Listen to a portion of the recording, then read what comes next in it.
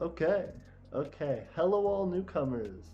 Okay, I'm gonna give it just 1 second so that it jumps on right whenever I get it started. Okay, hello, all newcomers, and welcome back, my fellow Eternians.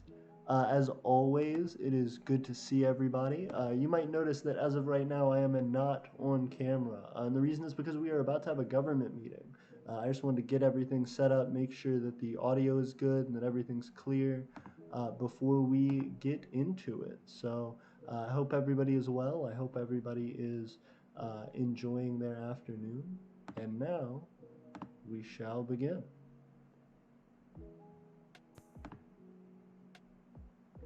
Let's see how everybody's doing tonight. Okay.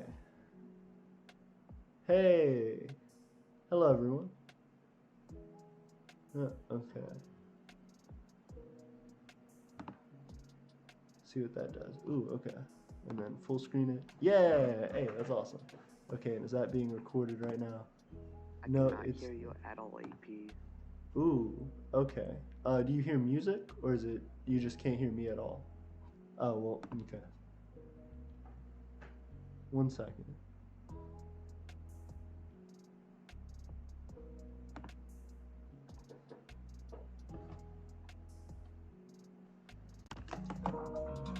Ooh. Okay, hello? Hello? You can hear me now? Yep. Oh, fantastic. Okay, let me get the stream set up so that everybody can um, actually be a part of it. Okay, I'm needing to change my webcam frame. There we go. Nope, not webcam frame. Window capture.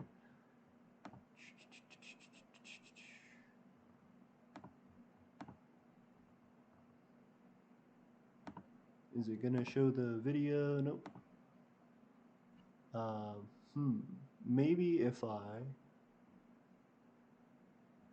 go to there and then I mess with my window in Streamlabs, that'll actually fix it.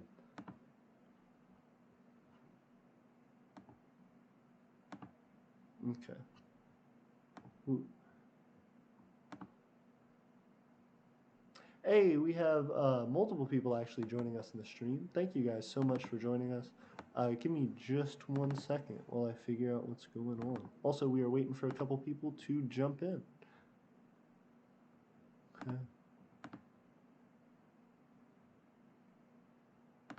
Is that it? Hey, there we go. We got it. We got it all figured out. Cool deal. So now I should be able to jump into this window and expand it. Yep, perfect. Big brain. Yeah, big brain. Figured it out. Okay. So is it just us for right now? Or is Gray there? Hello. Hey, Hey, we can hear you. Great. How you doing? Hey, okay. Everybody can see it. Well, we are on stream. I did want to welcome everybody for joining us. We have a few people in the chat. It's good to see everybody. But yeah, thank you all for meeting tonight. We have I know there was just a House of Others meeting that I was excited to talk about and to move forward with some stuff on. But there are a couple things that I've actually been running into that I found are fairly critical to continuing Eternia in the way that we want to. And so I wanted to discuss those with you before we actually move forward into the house plans and stuff. So that was my idea for tonight's meeting. Is that if we have time, we can continue on to specific goals within the house's plans. But I wanted to address you guys with the biggest concern of tonight's meeting, and then kind of go from there and pass around thoughts. Hey. Yes, my strategy worked. Yep. He's joined. Fantastic. Hey, Steven. Hello. How are you? Doing alright so far, and you? Fantastic. I'm doing well. Yeah, so I was just telling Gray and Nathan that tonight kind of the plan was the House of Others just had a big meeting and kind of figured out what they wanted to do and started planning things in their wheelhouse. So I wanted to address and cover their concerns and the things that they want to move forward with in the coming year. But Before doing that, I had some things that were concerns of mine that actually started to arise between the time of their meeting and this meeting that I wanted to bring up. This just like general Eternia stuff that I feel like we need to start thinking about our decisions on um, and what what is ultimately going to let us do the greater vision for Eternia. What is our most important aspects for that vision, and it's going to be how we decide on this bigger thing for tonight's meeting. So if everybody has time, we can cover other stuff, but that was the idea thus far. I gotcha. Yeah. Before we get started, if we can just test everyone's audio. I know the last stream we did, the audio was just not the greatest. Echoey. So if we could just test everyone's audio first, maybe before we just hop into things.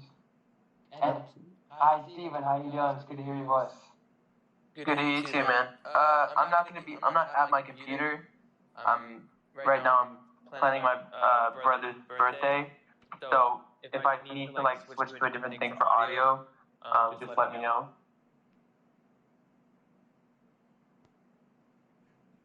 Okay. Did I die? Oh. No, you're good. Okay, we're good. You're good.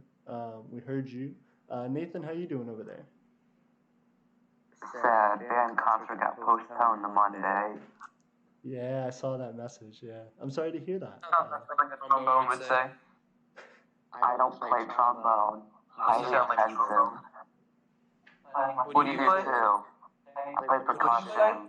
I play drums. I used to play trombone. I'm alto sax, baby boy. Elitist. Ew.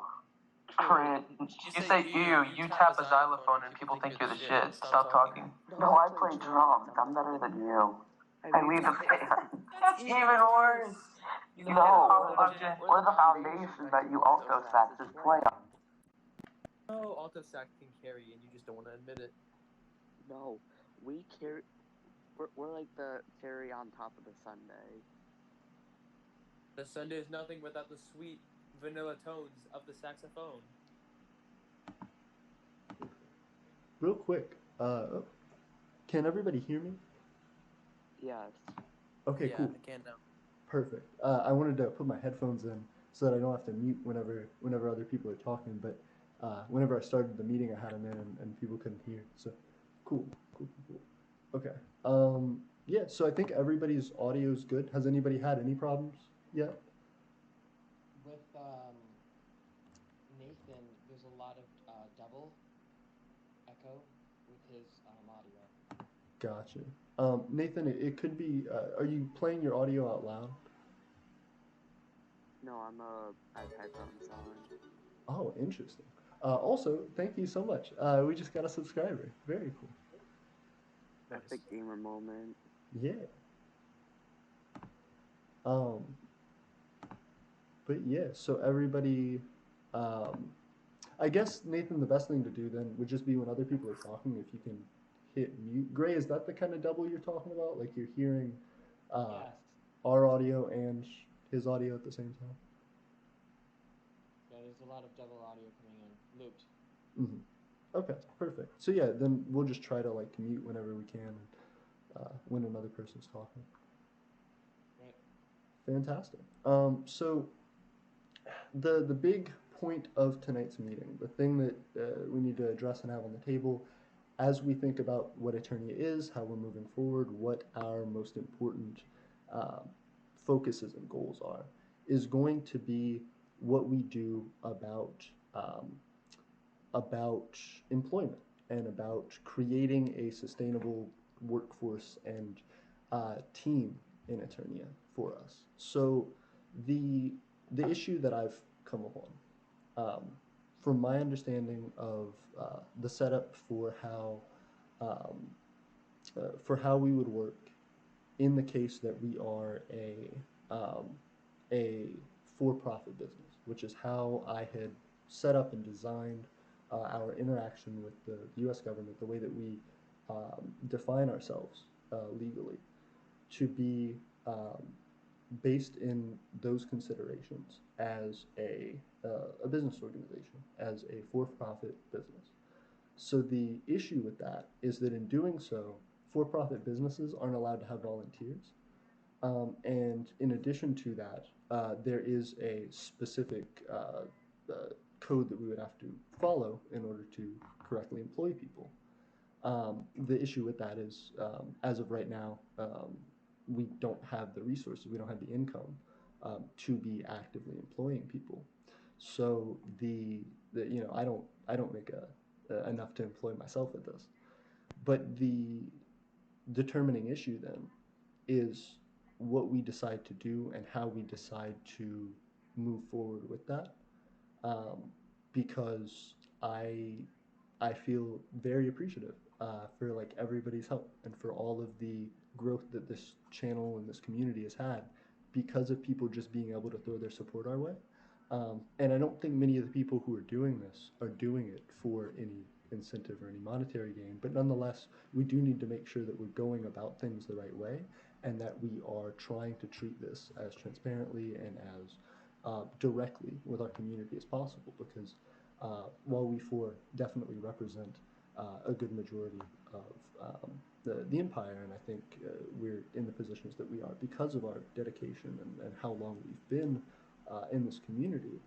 I think that the reason that I want to live stream this and the reason that I want to talk about it is to figure out what's the most moral thing for us to do. What is the most reasonable route for us to go about this? And I want to make sure everybody's heard on it because it's a serious topic and it's something that reflects the way that we're going to move forward in the future. Of course, there are certain, regardless of any path that we move forward in defining who we are and what we're doing, there's always going to be legal obstacles. There's always going to be things that we'll have to continue to consult other people for legally. And so there's definitely going to be a good bit of work in just understanding practically what the law is and how we go about that.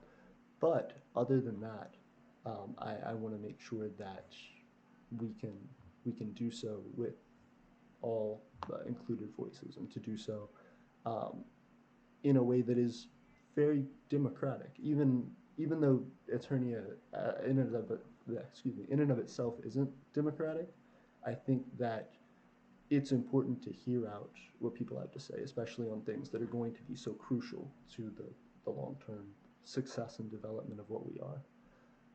So I definitely want to kind of open it up to the floor for like general questions, comments, and concerns. But there's definitely more details to be discussed. So don't think I'm just dropping that in your lap and saying that's it. But I would like to be able to kind of open it up if anybody has anything.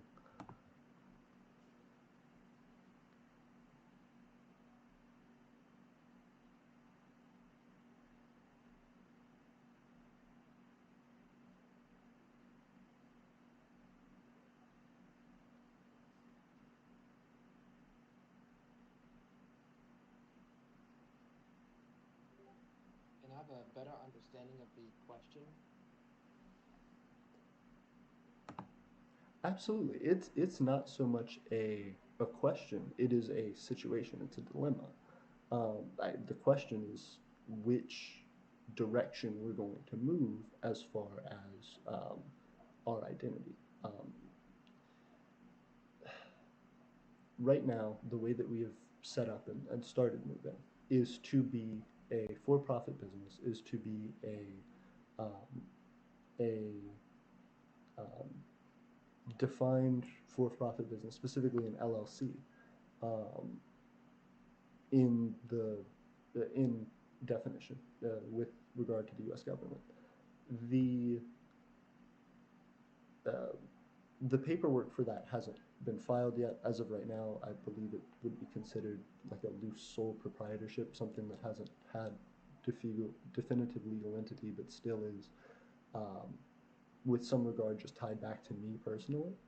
Um, but I think the um, the question here is because we haven't um, done that paperwork yet, because we haven't made that definitive step forward, what does this news and what does this understanding lead us to as far as what is possible, and ultimately what is the best route for continuing the development of Eternia. Obviously, um, needing to be able to employ people to be able to do the thing that we want to do, but not having the resources yet to employ people, but needing people to be able to make the money is quite the dilemma and has a lot of implications for the continuation of Eternia.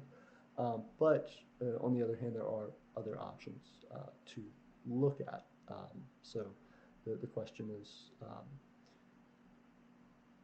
who are we from an external standpoint? Who are we with relation to specifically our attempts to make money with industries? Um, and if that is the case, because of the way that we are set up and organized, does that mean we are allowed or able to have meetings like this, to have people helping us and working with us at all? Is this something that is going to mean waiting until we eventually hit the point of having enough setback income that we could hire somebody, and then only having that one person as a part of Eternia's inner workings whatsoever, and then moving forward from there? Or do we look at other alternatives, becoming a nonprofit, trying to develop that way? Um, they both have pros and cons, so it's an open discussion about the future of what we are and what we will be.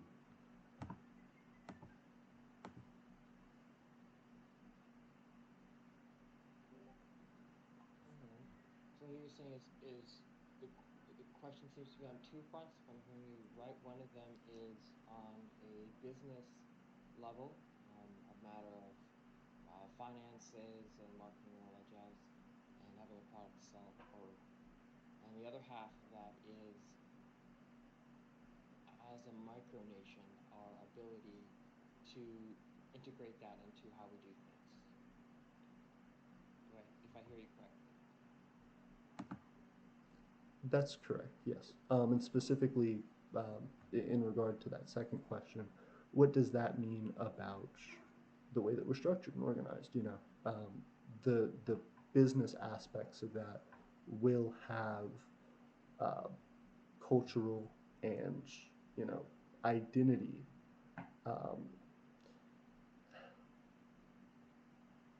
if, effects that extend to how people view us, what our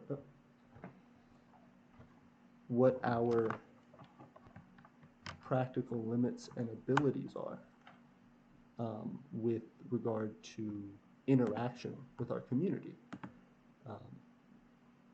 My camera went off. Excuse me, everybody. Let's see. There we go. Sorry, was everybody able to hear all that? Yeah. Yeah, your audio's good. All right. It's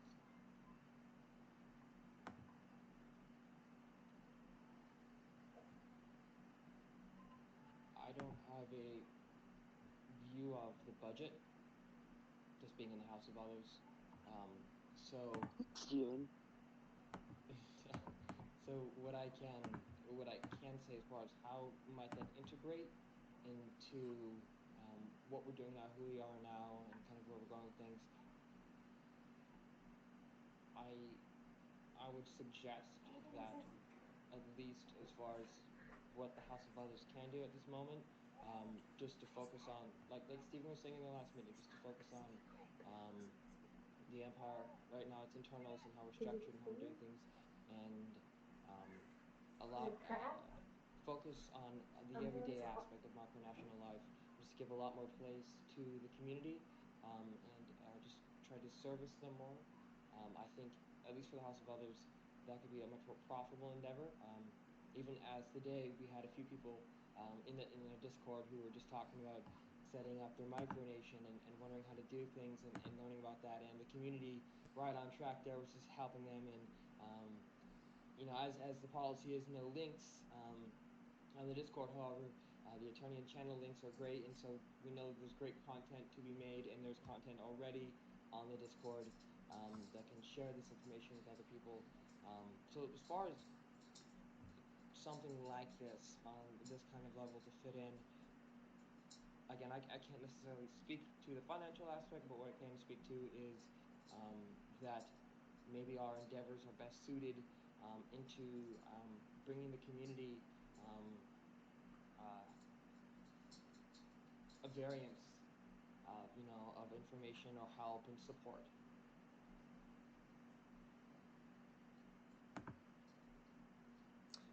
Absolutely. So you're describing, if I understand correctly, just sort of trying to disseminate information and just trying to um, be more externally focused rather than internally focused. Um, I would say yes, but the opposite. I would argue that to be more internally focused on this aspect would be just more the place where the government's at right now, what we have in the government, and for citizens and people part of the Discord community. Um, I feel that we're not at the point um, economically um, to sustain something. Um, I feel to sustain something of this value. I think it is possible, 100% possible.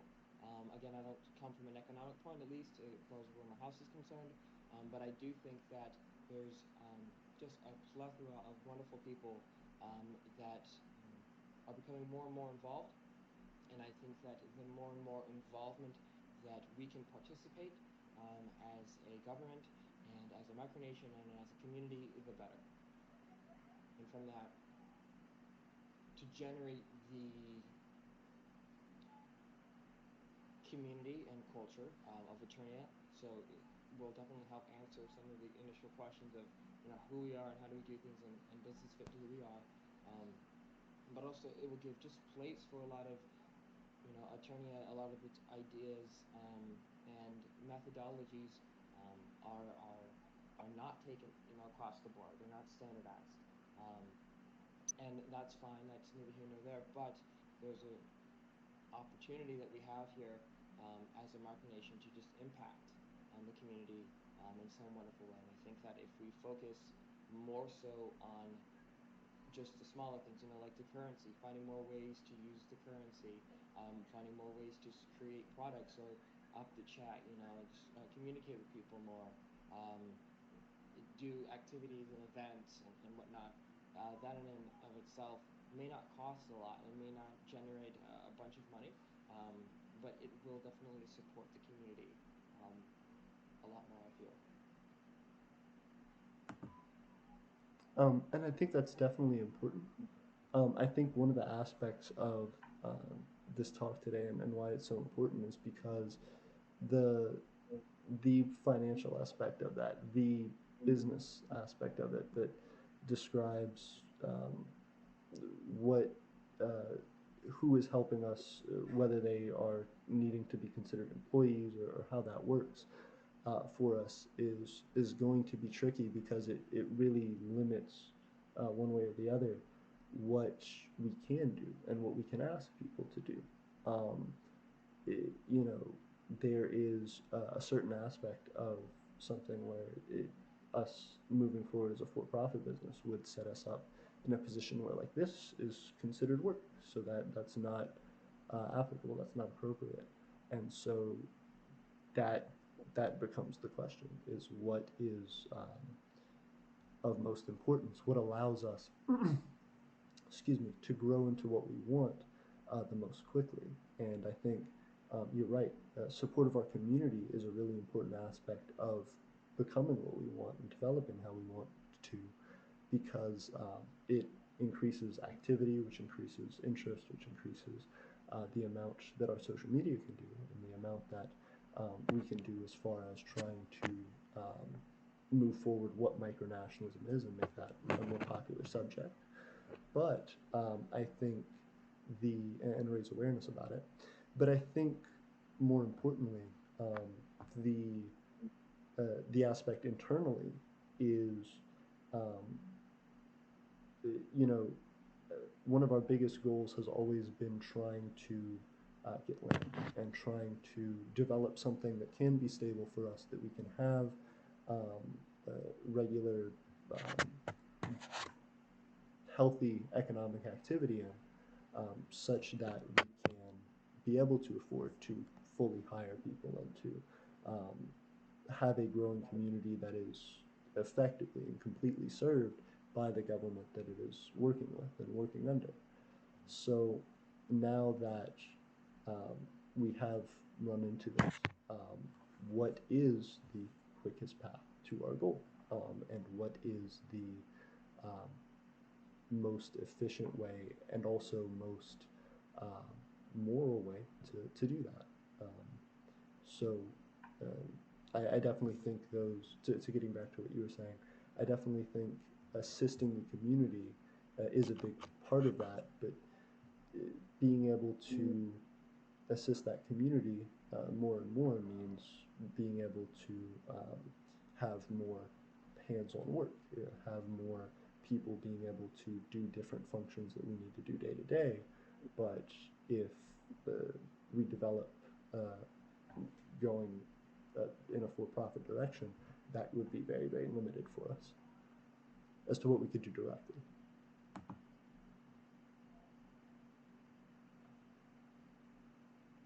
So the conversation about morals, what do you mean by that? So I mean, you know, I have developed the channel uh, with the help of a large community.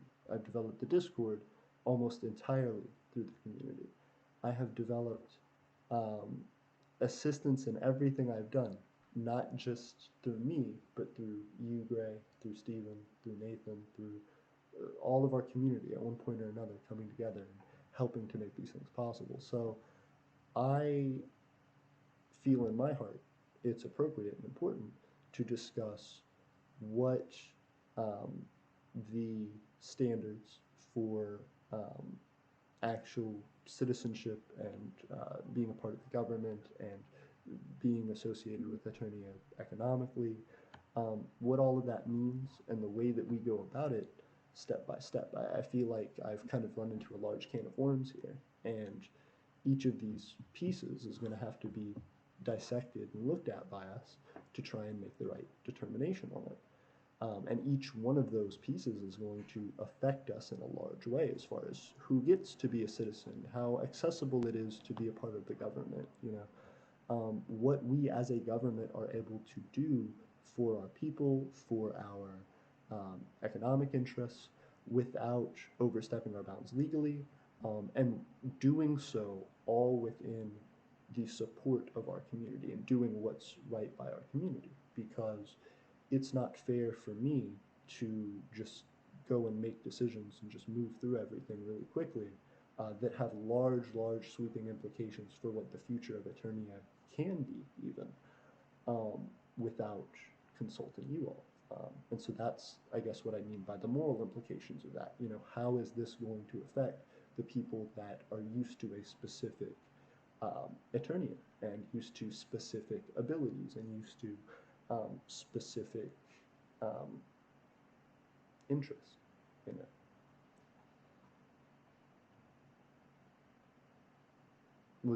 Did that help? I'm not sure if that was fully on point, but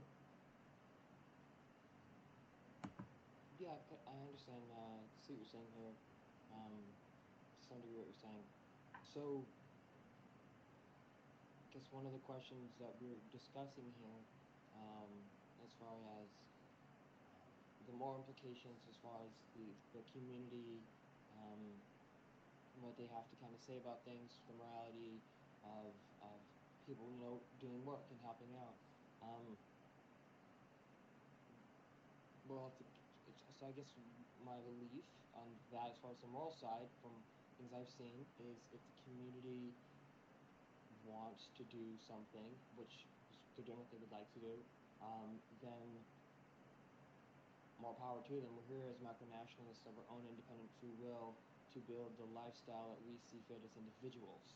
And I think that if there is, um, I think so. Yeah, from what I hear you saying is that there is a there is a official business of Eternia. Am I correct with that already?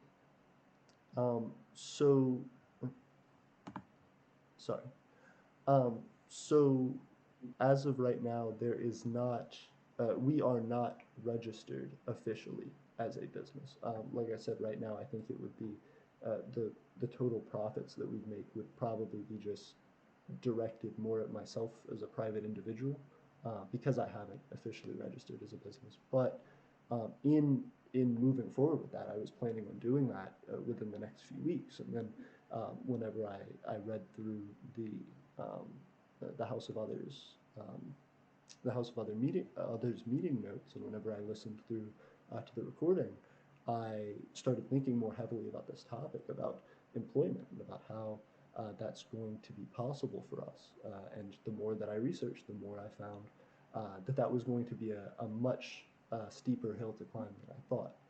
So before I move forward with sending in that paperwork, I want to make sure that's even the right direction we want to go. That's the way that we want to file versus as a nonprofit or something else that might allow us more easier access to certain aspects of our community, but would also potentially limit some of the directions we want to grow, and what we could do about that. All right. Um,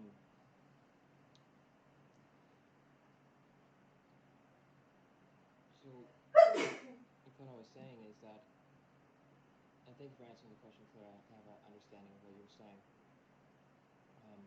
With that in mind, I think it really should be two front, two sides. One aspect would really just be community based. As the community is continuing to support each other and to support their dreams and their individual goals. That's a wonderful thing, and I think that we all are excited and happy when we see people just sharing and growing. Um, when it comes to the business aspect, the financial aspect um, of setting up a business, this conversation I feel is good because it does open up the idea of accountability that this would have if this takes place. So I think regardless of what financial structures taking place, just being 100% honest with the community and just providing that information to them where they can look at records, regardless of what business type is used, whether or not that is for profit or not for profit, and whether or not that's S corp, C corp, or a sole proprietor. I think regardless of which, the community at least deserves to know, you know, at least where the funds are, where the energy is going. Especially it coming out as a business. Um, if it's dealt with in a fundraiser style, we are putting money towards land. The only goal on the mind is land, and whatever money is given for land is appreciated, and that's going to go towards land. We have all the records for it. We'll show you, where it goes. Um, I think that model itself is probably the safest, just because any let's say people go to the Etsy and they buy a product, right? They are buying a product, they know what they're getting it in return. It's a simple business transaction, and they also know, where that money's going to be going, for turning the micronational community and land. But if people are to be just giving money and supporting us like that, as they have in the past, even something like a fundraiser, just saying, hey guys, for the community, we're here buying land, then I feel like that would be safest, for accountability's sake, and also just will avoid, unless that money isn't spent on land, and that's a whole other conversation that no one, wants to have. None of us here want that. We're here to do the land. So that's just my 2 cents. I appreciate that. Thank you, Gray, and I think that's very fair. I do want to get back to some of the points you brought up. Real quick, I wanted to say, Stephen, thank you for joining us. I know you had to head out a minute ago. Did you get some of what we were talking? We were basically talking about, like, what are we going to be doing as far as um, trying to classify ourselves as a business, while at the same time needing to then pay people, and as of right now, not being able to afford that. How do we navigate that? Does that mean we're going to become something else? Does that mean that we're going to, have to halt certain things until we get the money for it? What what are we looking at? And just kind of opening that discussion up. Okay. Yeah, I heard some of that conversation. I only just came back. I appreciate you being patient with me.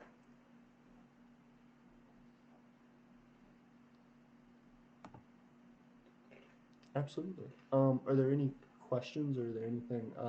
The biggest thing, the reason that this got brought up was because um, when I initially saw the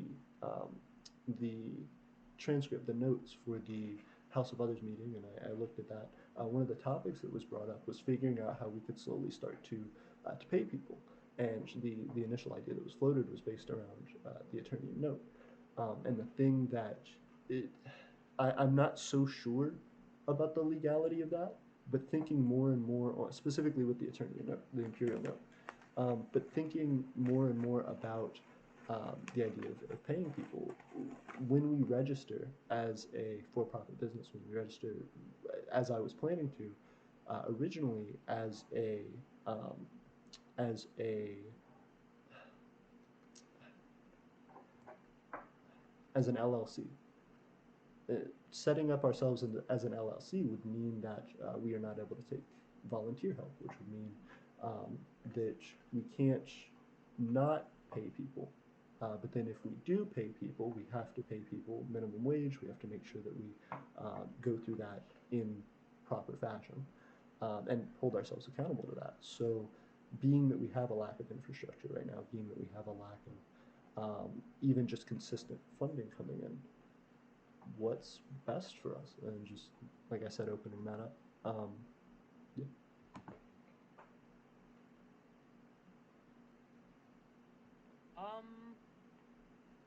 I think like going the route of LLC is eventually where we are going to have to take this, because actually we are definitely trying to get a profit out of this as we perpetuate ourselves in the micronational community. Um, However, I don't think we have to completely disband um, volunteers, because there's also there's interns, and according to it was the 2018 rules for the Department of Labor, and I believe they're still in effect.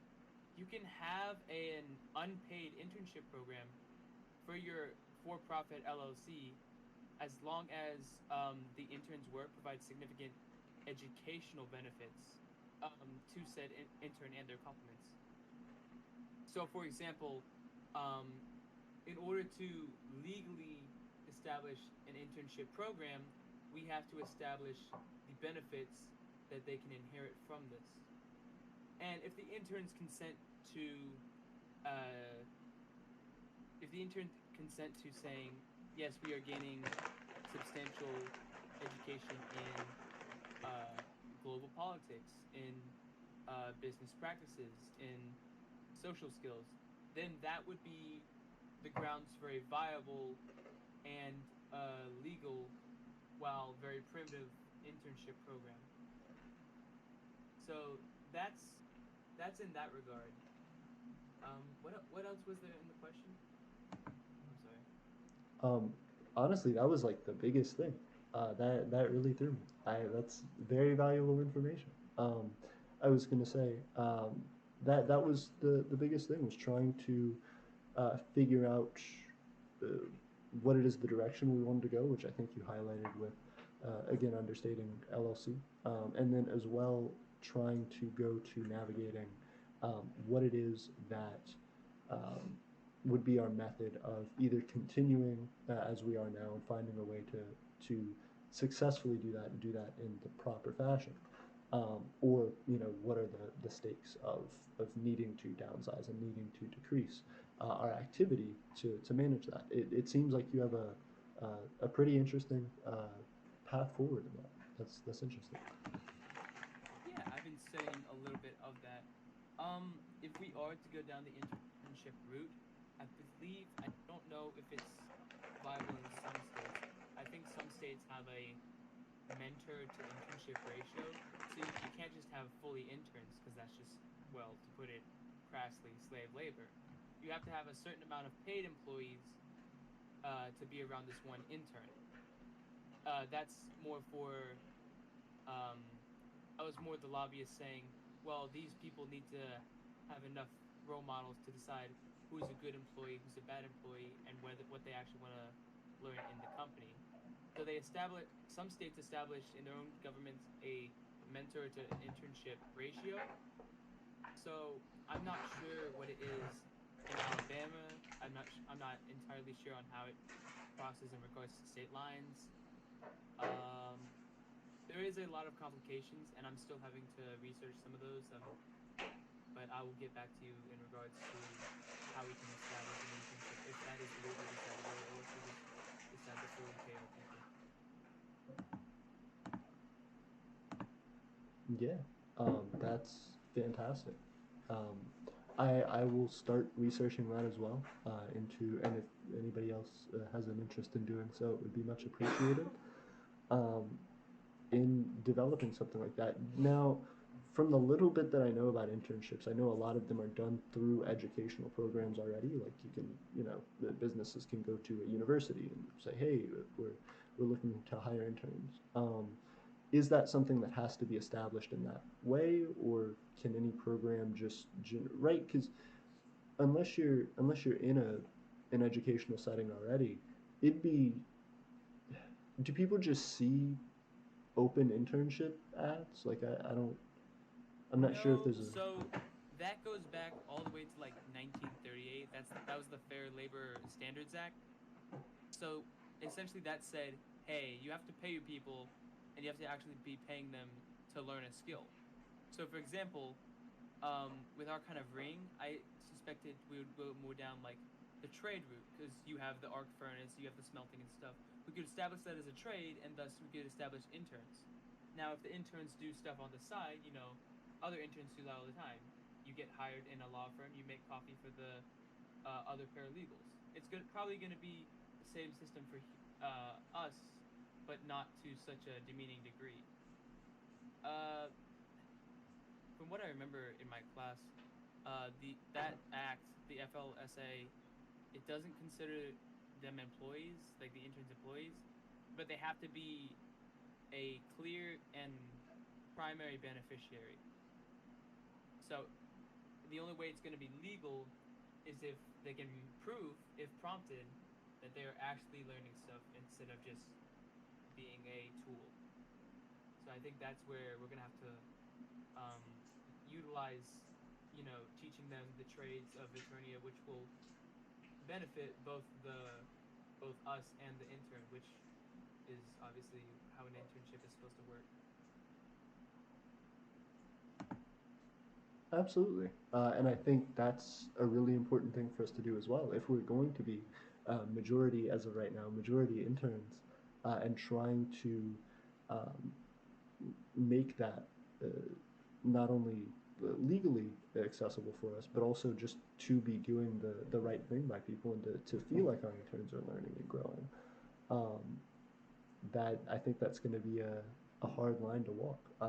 Bringing up the idea of potential benefits for those people, I 100% agree that trades like smelting, like you talked about with global politics, with small business administration and things like that, as well, the development of certain roles that we need primarily already, things that are primarily internet based, things that are going to be um, widespread within our organization, whether we are focused on the next few months or whether we're focused on 30 years down the line. I think a big part of our connection to our community is centralized around the internet, and I think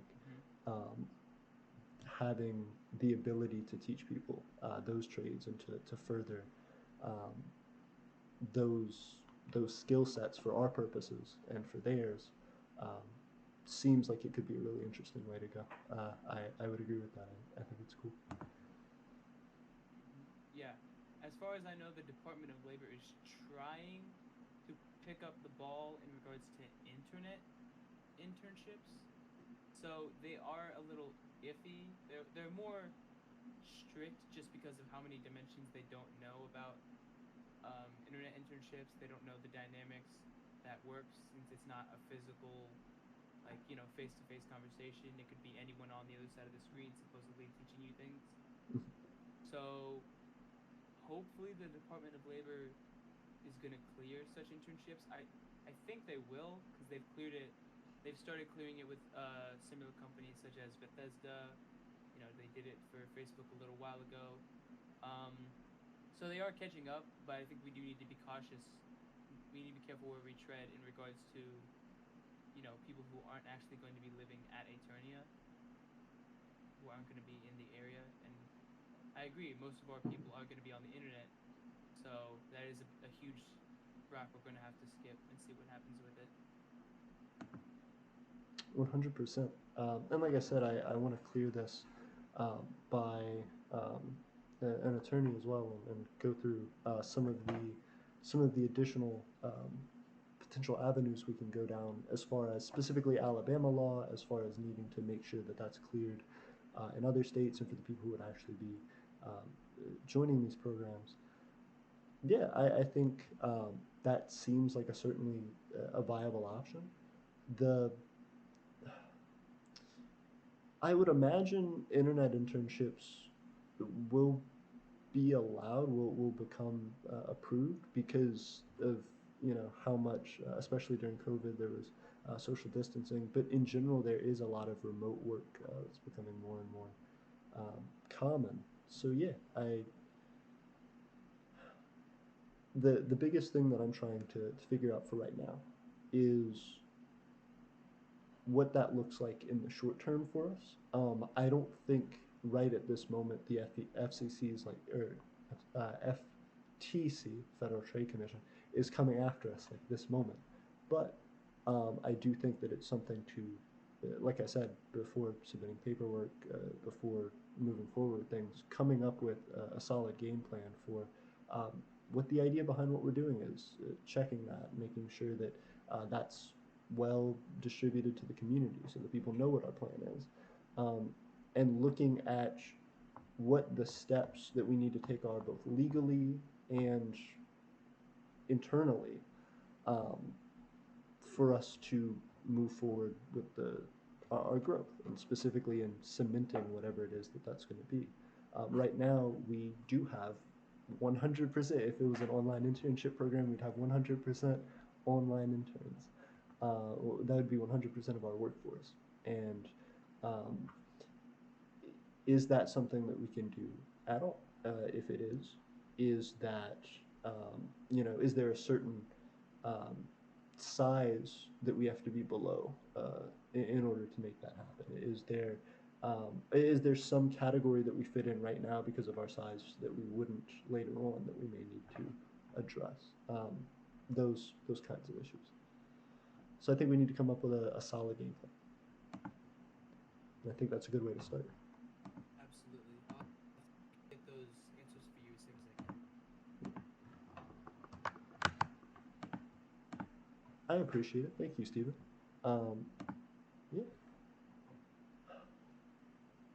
As well, I know on a slightly different topic, Gray had some information that he might want to get from you, Stephen, at some point.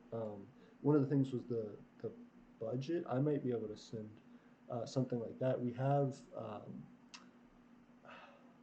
not a systematic monthly record, but a record that's been updated every couple months, that just has whatever from the most recent entry on back, what our income was through those time periods. And so they aren't perfectly symmetrical, but they do keep an accurate record of our finances thus far. Also, just to make sure, I'm pretty sure you have access to it, but Stephen, do you have access to that as well? Yes, I remember you and I have looked at it a couple times. Okay, perfect.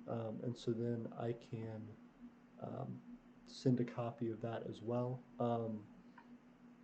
If you wouldn't mind trying to keep contact between you and Gray, I think one of the things that's going to happen pretty quickly is that the houses are going to start to like need to work together more, especially now dealing with some of these aspects that just do have a lot of cross between what our community is doing and what we're doing financially. I'm sure there will be things that need to be passed back and forth to discuss. But yeah, I would appreciate it. Does anybody else have any comments or anything? I know it was a pretty much a back and forth for a minute there. Nathan, how are you feeling? Okay, have anything to say, so just kept messing up the name that button.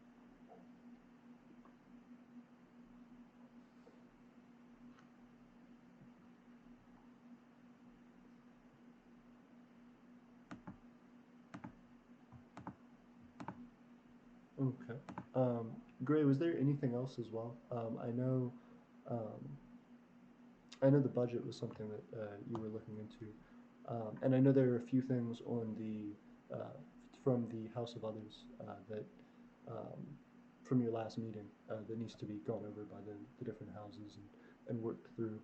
Um, but as we kind of continue on the main topic for tonight, is there anything you'd like to add, or is there anything you had a question about?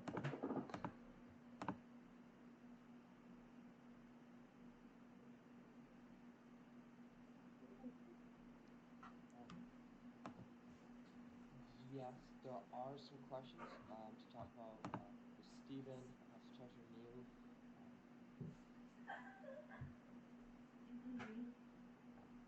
If we can come back to the initial conversation that we were having and just bring some points. I'm trying to understand the whole realm of the conversation. I know there were a few things that you were talking about.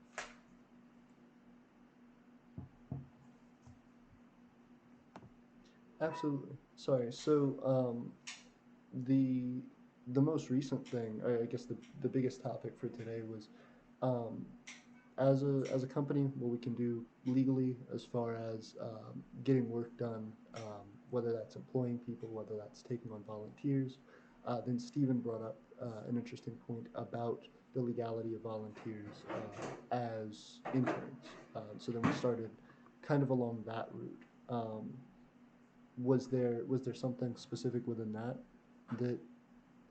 is fuzzy? He was just talking about like specific laws that have been passed and updated federally as far as internship protocol.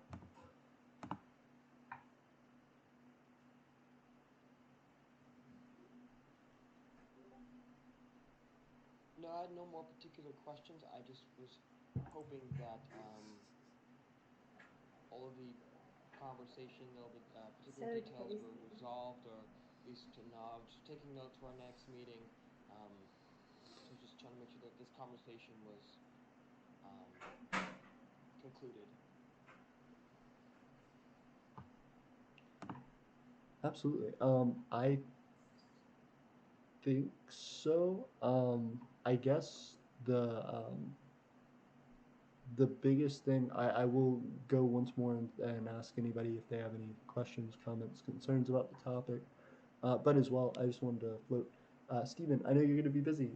Congratulations with your brother's birthday. I'm excited that you're planning it. Yeah, Um, he's lived for a good long time. yeah, Good. yeah. And yeah, I just wanted to say, if you end up with a decent amount of free time, or if you end up figuring out a good schedule that works for you, let me know. I would love to like figure out where you are and looking up some of this stuff. I'd love to pick it up with you and to carry some of that weight and be able to figure some of that information out as well. Absolutely. I'm cleared out the rest of the night, so I can stay on as long as I want. Ooh, fantastic. Yeah, Okay, so I'm with you. very nice. Nathan, did you have anything to add to the conversation? No, not really. It's just like, I agree with the point you made that the houses will probably need to end up working together. It's just like, I mean, I get Steven and his circumstances with like his brother's birthday and all that. It's just like, I kind of lost myself halfway through my thought. I forgot where I was going. I'll probably come back. But yeah, I do think everybody's schedules are important to figure out. And yeah, I think it'll be trying to figure out a way um, to work together even with like different schedules. Trying to figure out the calendar stuff, I think is at least relatively beneficial for that, just so that we can figure out stuff like this, like when everybody just happens to all be free at the same time, um, and when people can pass information back and forth.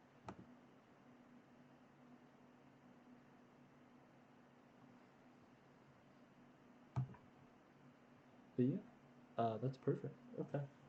So nobody has any more questions, comments, concerns Can I about just that? quickly ask, is everything okay? I think it was your mic. I just heard like someone scream in your mic or something like that. It wasn't Um, like a technical glitch. I just heard something in the background, like Tiffany was doing something. So it just uh, sounded like something. Tiffany's currently rolling around on the floor with her cat. I heard the noise you were talking about as well. It sounded like kids, and it sounded like it was on Steve. And but I think everything's okay. Is everything good, Steve? I hate teenagers so much. Oh, that's okay, Steven. You can't say that. I can if I can and I will. They're just loud. They're throwing cake at each other. But my How old? teenagers, does it matter? They're all the same. They're Don't say that 19. like I wasn't one. No, they're not. Anyway, I I'm completely free. Don't pay no attention to the screams from the background. Steven's actively throwing cake at people. Goodness. Okay. So moving forward, um, talking about the well. First off, is everybody good on time? I want to start moving on to like the house topics and stuff. But is everybody good on time? Yeah, I'm good. yes, we're good. We're good. Okay. Moving forward, house topics. Um, we had the House of Others meeting that was on my birthday, but it didn't drop till I think 2 days later. It took me a couple of days to actually just sit and fully listen through it. And I like to do that one to keep myself like up to date and regular with everything that we're doing, as well to make sure that just uh, the something crazy isn't said or anything that we couldn't put or that I need to like edit out or whatever. But no, everything's very cool. As well, just I'm on our YouTube channel real quick. Thank you everybody for 1,300 subs. We just hit 1,300 subs. Oh, did we? That's sick. Epic gamer moment. Oh yeah. So now I am trying to pull up the House of Others meeting notes so that I can share that with you guys, and so that we can go down the list of everything. Um, just in case everybody doesn't have it, well, yeah, I guess I'll just open it up and let everybody see it. I'll share my screen real quick. Let's see here.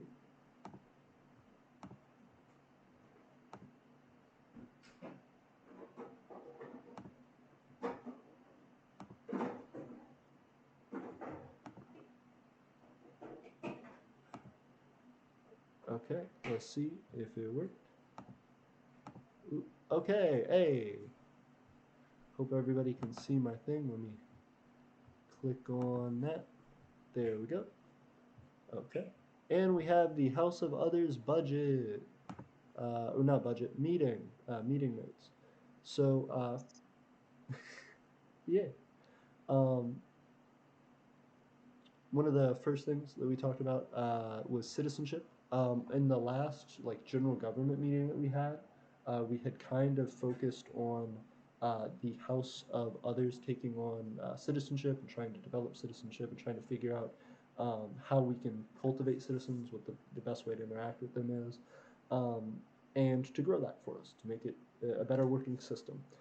So then from there, we talked about the other systems that we need, which is the sovereignty system and or the really getting sovereigns and then getting foreign dignitaries on board. Um, those seem to have kind of a mix of things between like cultural and economic.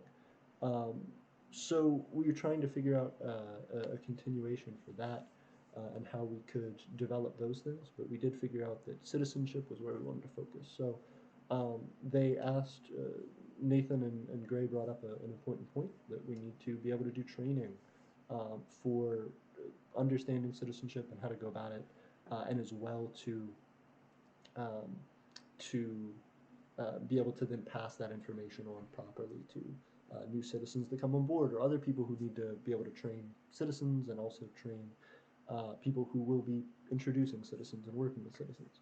So the I would love to schedule a training for that when everybody's free. I can actually hit that up in a Discord message to everybody in the group. We can set that up.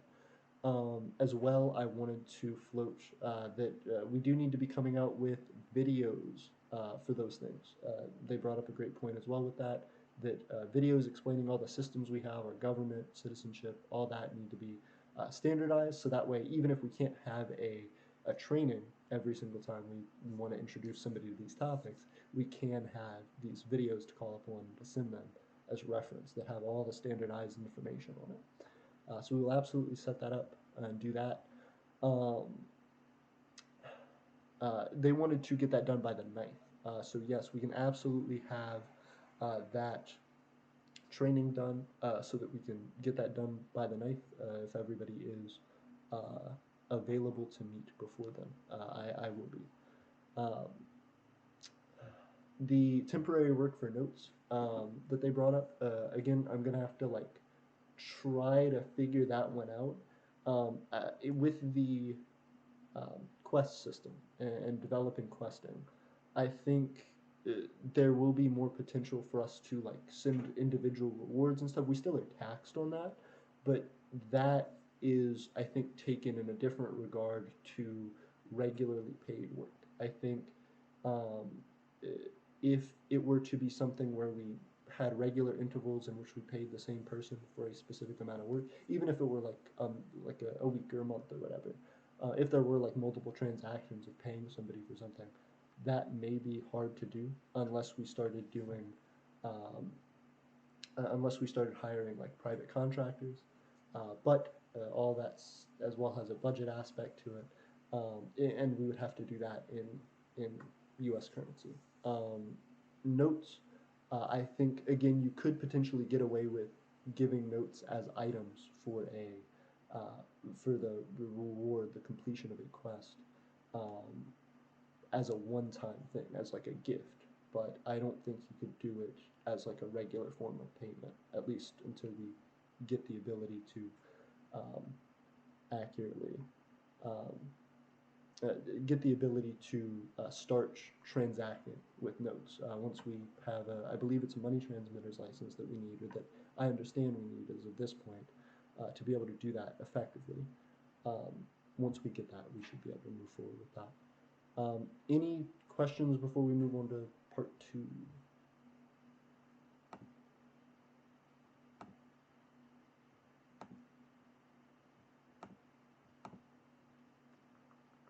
Nope. Everybody good? Okie doke. Jump in that. So part 2. Okay, budget. Talked about trying to set up an employee budget. Again, similar thing. This is where this meeting got started and trying to figure out all that. We will have to look into it. We don't have the money to be able to regularly pay anyone right now, I don't think. We have, now $600. We passed 6% of our goal, but we are still very shy of the 10,000 that we need for land. So if we were to, even if we had the ability, which there now might be legal concerns with doing that, if we could, it's just a point of trying to figure out how much benefit we get for that with regard to how much money we make. And that would also be a financial thing to talk about. But I think right now it would be fairly safe to say that even if we can figure out something like that, even if we could, it would be particularly strenuous on us to do so. I think if everybody's comfortable with it, and that's a big part of the reason why I wanted to address it, we should look for another alternative for this moment, rather than trying to start designating employment.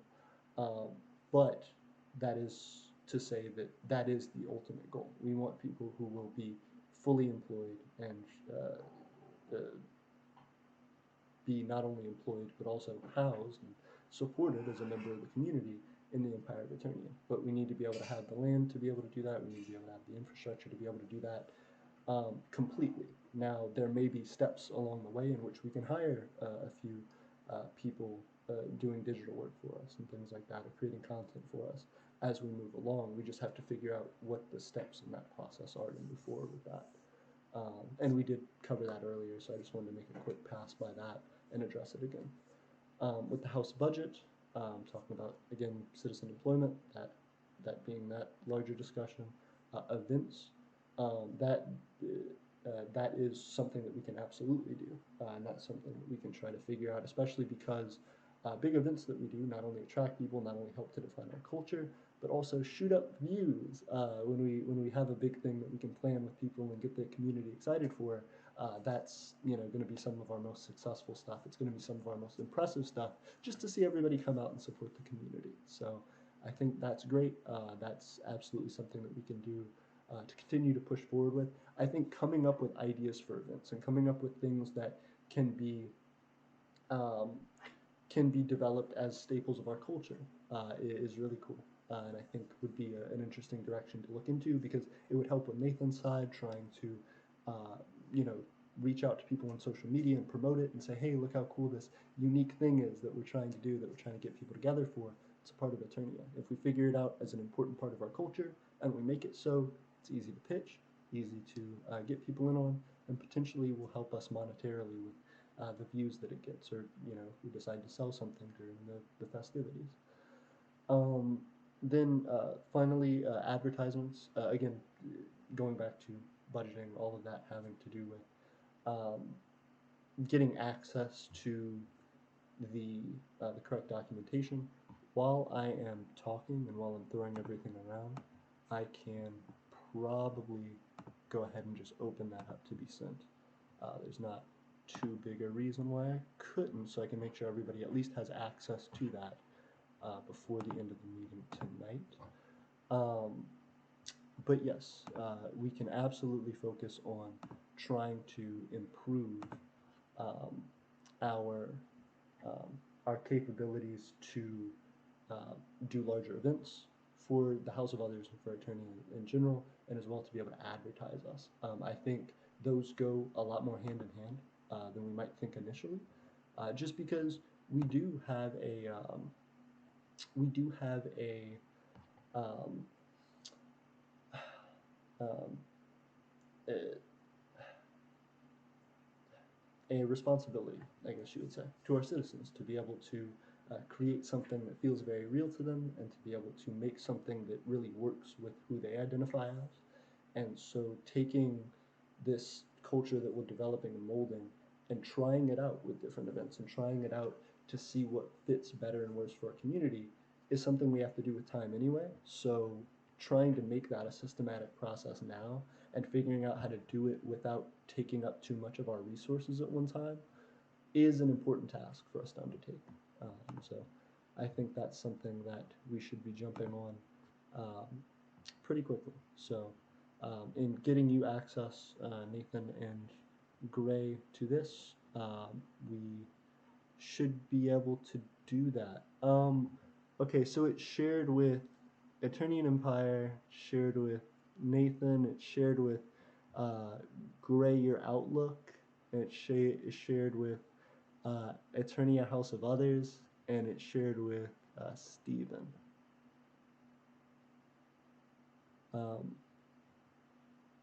It is the Imperial Treasury one, but I will drop a link to it in the chat. Oh.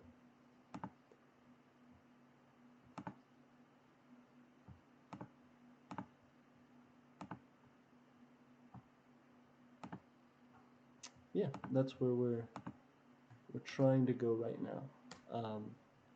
Trying to make sure that everybody is updated on that as well. Whenever I went back to check on it, it had been updated last on May 13th, and I think that was correct up until like just a few nights ago. I think there is now more correction to be made on that, but I will go through and put, it was like 60 something dollars, I think. I can go back and add that in tonight and make sure that the treasury is accurate and up to date for everybody. Um, but that's where we're at for the moment. I believe everybody should be shared on it now and have the link. If not, if there's another email address I need to send it to, please let me know and I will get it. Um, any questions by this point?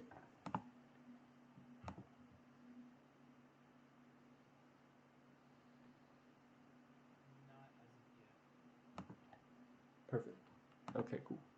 But now we are able to see some more of the houses more intermingling and getting more in tune with each other just as they start to develop.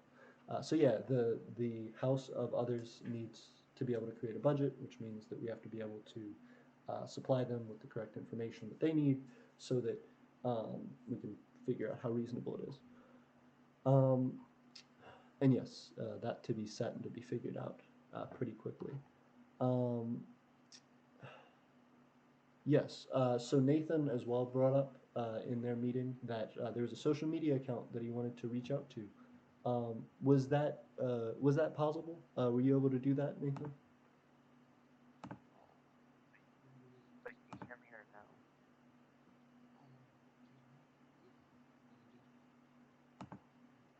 So, fun fact, the original one I wanted to promote too got deleted, and I couldn't find it anymore. So, so I found another account which was even bigger. DM'd them on the Instagram. They said, yeah, you can't just use this hashtag. So I'll probably, I'll probably, um, I'll probably post some or use the hashtag maybe more than once to get like a higher chance of them promoting us. So yeah, actually, I reached out to them and it actually worked. Or reached out to a few more. So I have multiple artworks on different pages, and yeah, hopefully that'll work. Absolutely. I would appreciate that. Yeah. That helps us a lot. And also just figuring out the ways to do stuff like that. Like you said, using those people's hashtags, adding their accounts and stuff like that. Um, I think is just a really helpful technique for you to learn as well, because in all of us doing this, the more connections we can make online like that, and the more we can get these other, whether it's micronations or different accounts that become interested in us, to start sharing our content. That's really how we make an impact larger than we have been. So I think that's perfect. That's on the right track. I'm glad. Good work, Nathan. Um, I know people will probably be asking for it. I swear a Turnian show will be coming soon, okay? I'm busy with school. Being busy with school is the best excuse. That's really legitimately like you should just be focusing on school. Um, but as well, if I people know, are, go ahead. I've, what, I've one more week left till summer, so when summer comes, I'll probably be producing them. I Not believe in you. probably as quick, because I'm lazy. I'm kidding. Hey, it's all good. Like that's a part of tonight's meeting and why that's so important. Is like we all do have our own independent lives outside of this. We're all trying to make it work. So us being able to adequately compensate each other, us being able to support each other and understand each other's needs as we go through this is important. We're all just giving what we can, and so I appreciate that, and I appreciate you helping. And people love the Eternian show. Like we want you to do well, and we want you to succeed. So that comes first every time. But I know whenever you do get around to it, and you feel comfortable putting up an Eternian show, everybody will be excited. Cool deal. So we'll be looking forward to that. We'll be looking forward to the next show. And then number four. Number four. Oh wait, sorry, I missed website. Website needing to buy our own domain. I have been this has been brought up a couple times throughout Eternia's history. I definitely think a domain is very helpful. Yeah, our string of stuff that I have to read out now, it feels comfortable to me because I've had to say it a million times on stream, but it is long and it is a little bit obnoxious to have such a Yeah, I mean, difficult like before URL. I couldn't remember it, and now I know it's eternianempire.wixsite.com. Yeah, backslash Imperial Market. Hey, yeah, it's a whole long thing. So ideally, we should have that cut down. We need to do that. Looking into that is very similar to the PO box thing. So we like opened up the PO box, but it just took a while. Like I've been wanting to do a PO box since the channel started, and we just finally got to be able to do that. So it's something that's one of those big pillars for us to be able to move on. It's just something we have to, do a little research on, find the best one, make sure it's at the cheapest rate we can get it, figure out, what our branding and that should be, or are we trying to save up for Eternia.com, which may be higher? Are we looking for the Empire? How do we how do we figure that out to make our branding on point as well? So that is a yes, we need to do it. It's an important topic. It just may be a few more steps along the way before we actually like finalize that. But it is a process that we should be in the works of developing. Um, Number 4, Foreign Dignitary Group, FDG possible name, talking about I I felt like I understood this to some degree, but I do want to let Gray and Nathan bring that up because it I feel like I'm still in the process of fully understanding. So if we could talk through that, I think it would be helpful for everybody.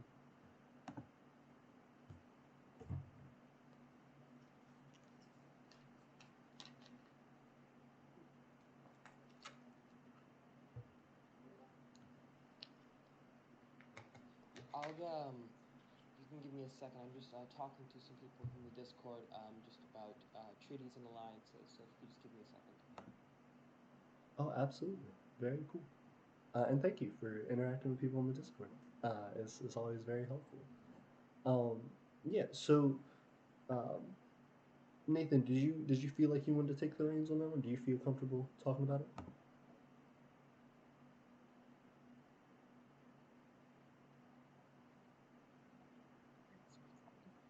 It's just not because I'm going to be human, so yeah, I want him to explain it. I could explain it, but just like he's a bit better.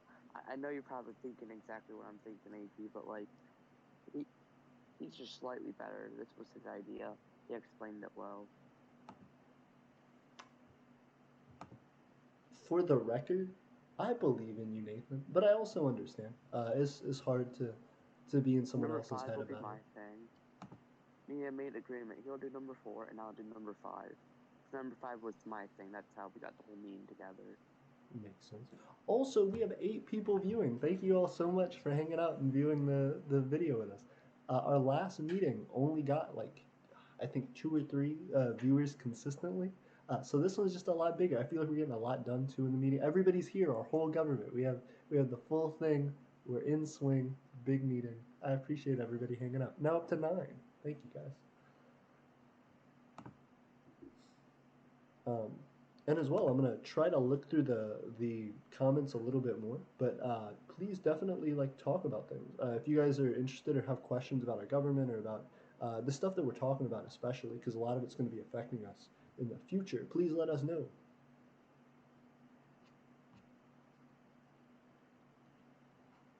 Also, hello to everybody who's been telling me hello. I want to make sure I got everybody. Um, we have Sanctimonia, we have Annie, we have La Emperor, we have the Pragmatist, Saul Melis, Nugis. We have a whole bunch of people. Yeah, I appreciate everybody. How are we doing with the number 4? Does everybody feel good?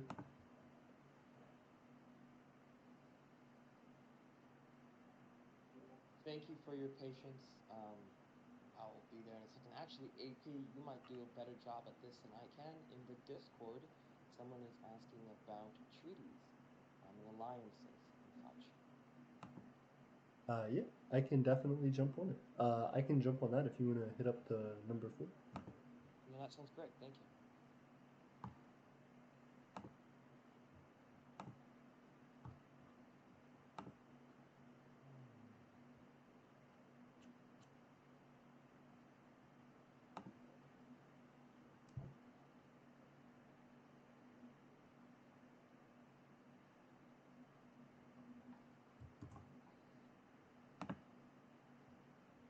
So for the foreign dignitary group is a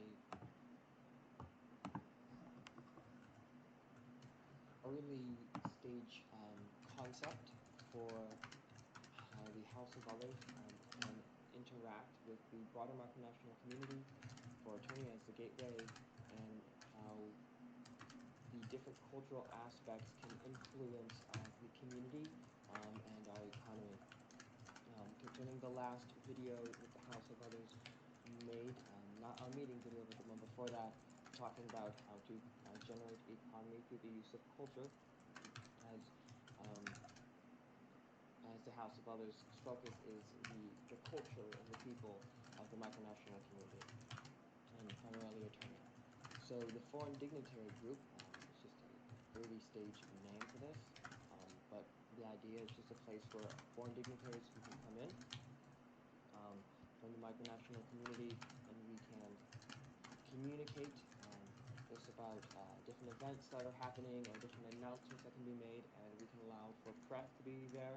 So Press Noble Nathan, he can be there, as well as other press outlets from other micronations, and we can just discuss what's going on with our micronations.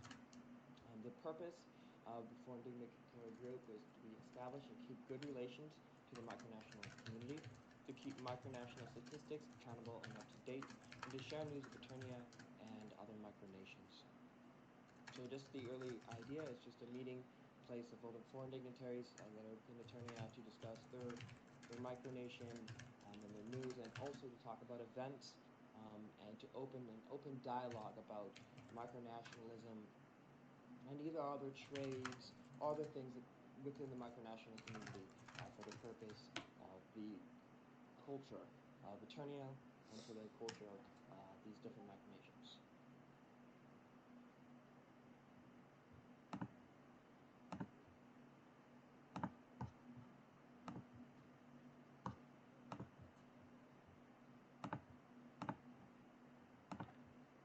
Sorry, now I was trying to jump off of Discord. Um, Absolutely. So, um, two things really quickly. One, sidebar Discord thing. Was it Scotty? Was it Scotty that you were referring to in the Discord? I think it was. I wasn't Okay, even. Yeah, it was cool. Scotty.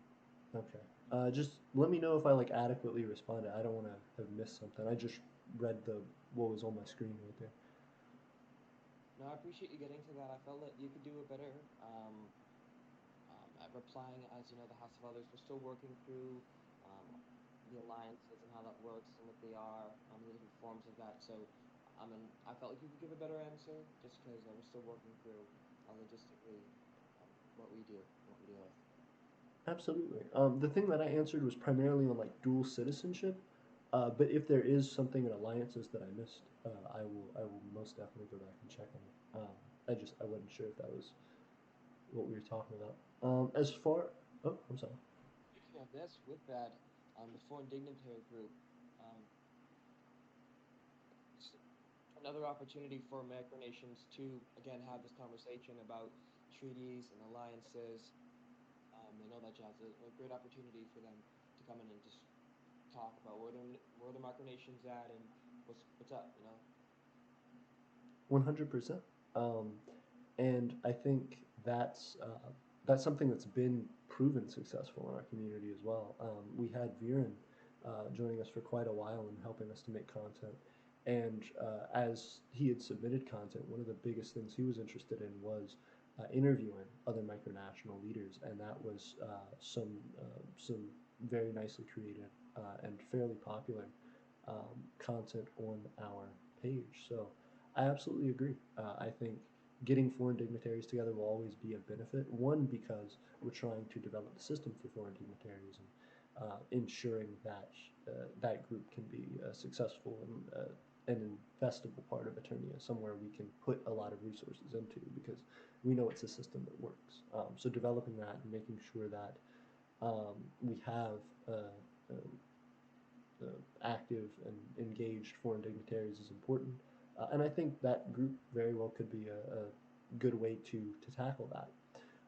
I think the biggest thing that has been a hurdle with developing our foreign dignitaries is, as of right now, we have a specific denotation for our foreign dignitaries that requires investment into a system. It's a $5 Patreon support for someone to be able to access foreign dignitary. And the idea behind that is, one, it gives them a Discord role, which allows them um, access the micronational ranking index, which allows them to rank their micronation. The other thing is to be able to advertise and post on our foreign dignitary Discord channels. Some people don't know that we have specialized foreign dignitary channels, and it's because they're only accessible to those roles. But we have those as benefits now, as well, getting into the quest system. No, it's not the quest system, excuse me. The prestige system and dealing in quests.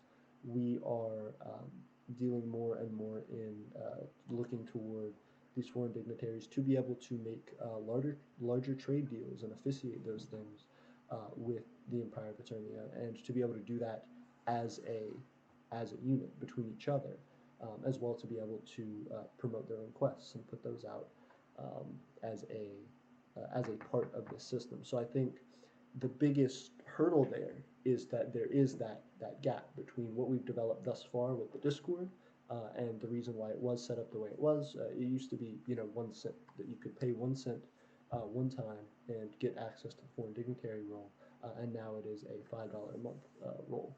So getting those additional benefits and really making access and way for those and promoting them is something that I think has been tough thus far. So I think the foreign dignitary group could be something really interesting that would be able to assist in that and be able to close that gap a little bit, encouraging that interaction between these nations. The biggest thing I feel like I have as a concern are the House of Others resources. I know right now it's just Gray and Nathan, and having Nathan primarily on social media.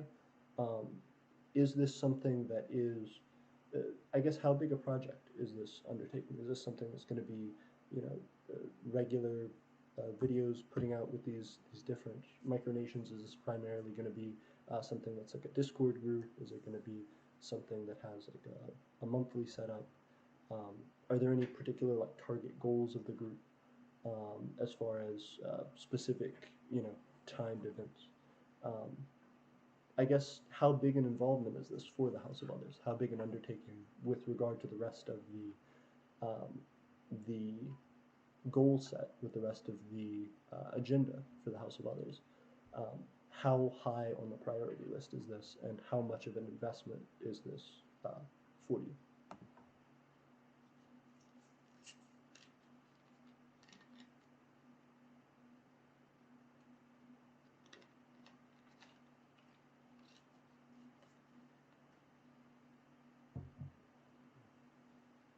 So for the foreign dignitary group, initially it's designed to overcome um, one of our biggest goals is to generate economy through the use of culture.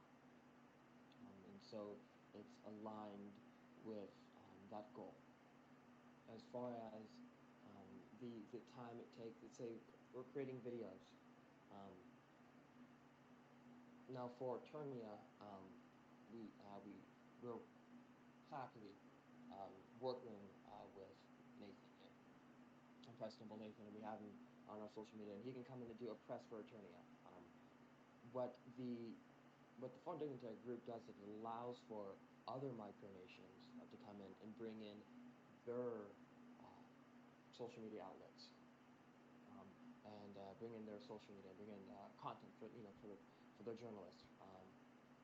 And so that's what this is not necessarily work for us, but an opportunity for everyone else who's involved in and wanting an opportunity to be heard, to say things, and to communicate to others. And it provides an opportunity for them to take that to however far they want to take it. So concerning what does it provide for the House of Others as far as completing its goals, um, well, again, it also provides a few things here. So, one of the goals within the Foreign Dignitary Group is to keep micronational statistics accountable and up to date. And as you know, especially with the foreign dignitary role and what responsibilities it has within the Discord, but also the opportunities that it gives a foreign dignitary. And there's also a lot of information there. And so that information that's put on our Mac, that's shared on our files, on our drives, that information should be correct and should be accurate and it should be up to date, especially because we have a ranking system. And so what this does is that it provides that accurate and quality data for micronations. And again, going back to some of the original discussions of what makes a realist micronation or a fantasy micronation, and talking about the state of micronationalism and what I feel that many in this community hope for is um, to be educated and have an opportunity to practice in a good environment more difficult things such as a realist micronation. That's difficult, and so what this does, it provides people that space for. So as far as completing its goals, its second goal here is for, again, economy through the use of culture. That's pretty high on the list, and it's our goal coming up is to be able to get some products made. And like, again, there'll be actually paper coming your way soon for you to look at. So yes, I'm excited that you'll be opening up a great package. But what this does, it just allows those products from different communities and nation micronations within the community, because we already have so many awesome people here making stuff, and whether or not it's art or things with their hands, um, and videos, that's great for them to be able to sell, make some notes on. And some of the questions that this does lead to is where you do see where the House of Others has to transfer a lot of stuff to the House of Treasury, because we're not really responsible or looking toward to fixing the financial system or doing anything with the financial system, right? That's not our focus. That's not our deal here. What our goal is just what can be created by the community, and how can we share them with other people, and how can we get um, the conversation rolling for things to be happening here. So again, that's the foreign dignitary group.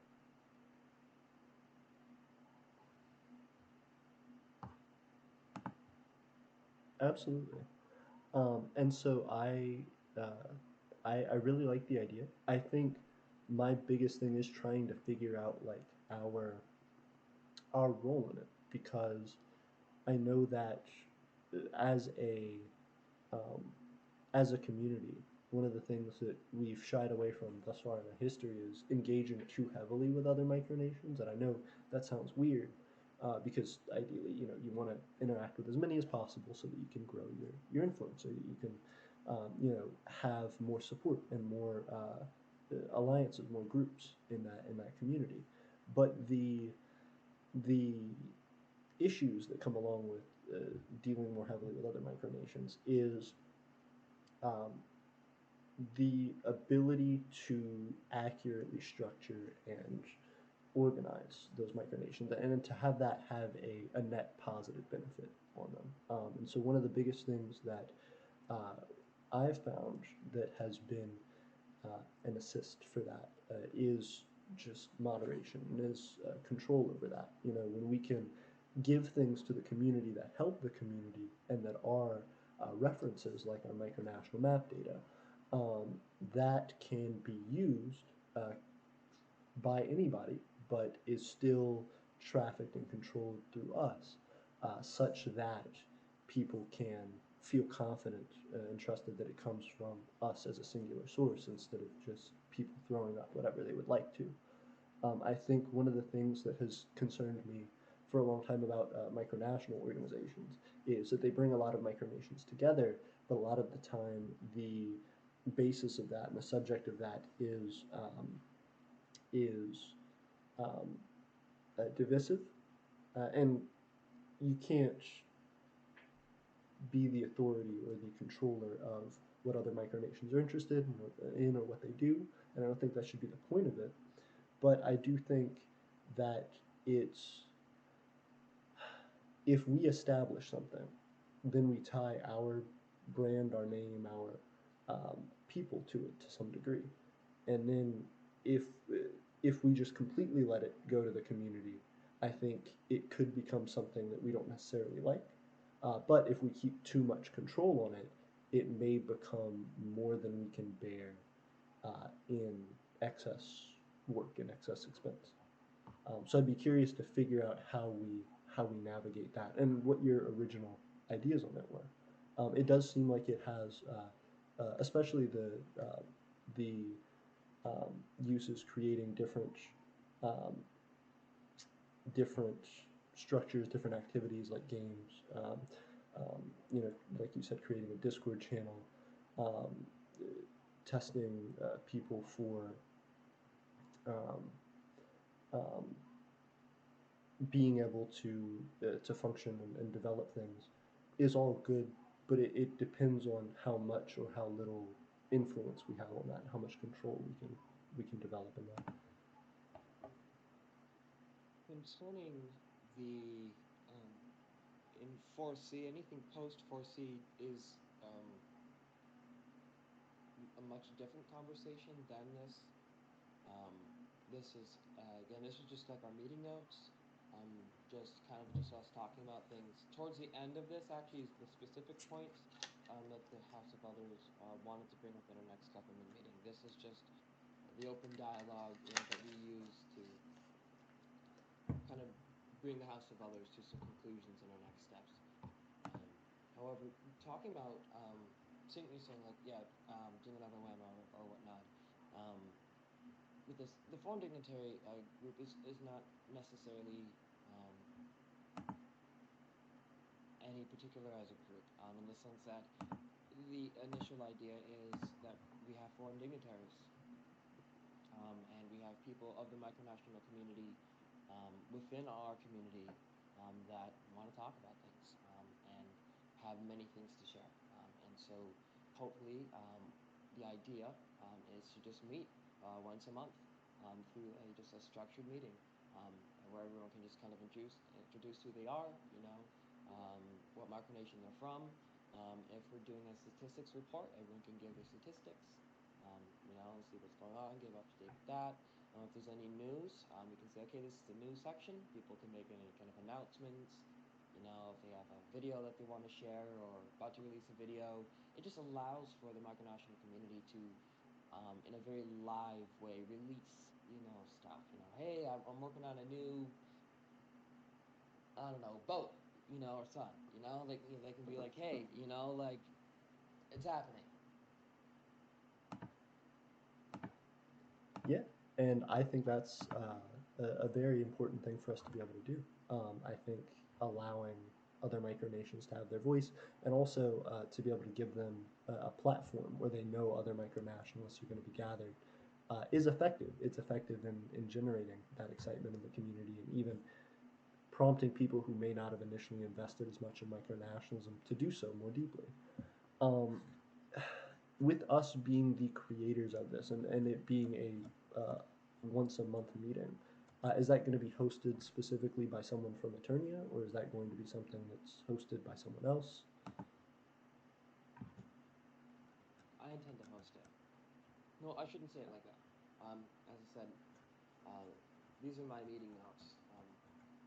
So a lot of this is still working because I'm still trying to understand the foreign dignitary system, how it works now with some of the newer systems and some of the changes that are going on. So to make best use to make best use of this vehicle that's here. just regarding that,